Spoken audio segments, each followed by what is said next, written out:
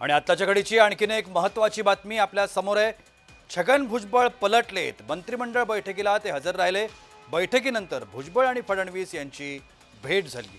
भुजबळांच्या हातून समता परिषदेचं निवेदन हे मुख्यमंत्री फडणवीसांना देण्यात आलं।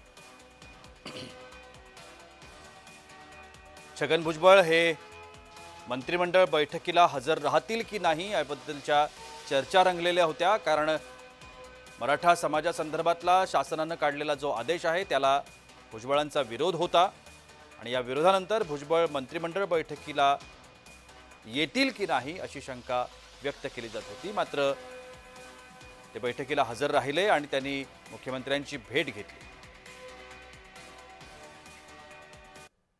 हा जो जी.आर. आहे त्यातली शब्दरचना जी आहे ती पुढे जी आहे ही ओबीसी साठी अडचणीची ठरणार आहे। आज जरी सगळे आम्ही कुणी सांगत असले सरकार की कुणालाच त्रास नाही, कोण सांगतं मराठ्याचे सगळे प्रश्न सुटले, कोण म्हणतो 3 कोटी लोक आता ताबडतोब ओबीसी झाले, आता 3 कोटी, ते जर खरं असेल तर हे खोटं आहे आणि हे खरं असेल तर ते खोटं आहे। तर त्या खऱ्या खोटं नक्की काय आहे ते शोधण्याचा आमचा प्रयत्न आहे।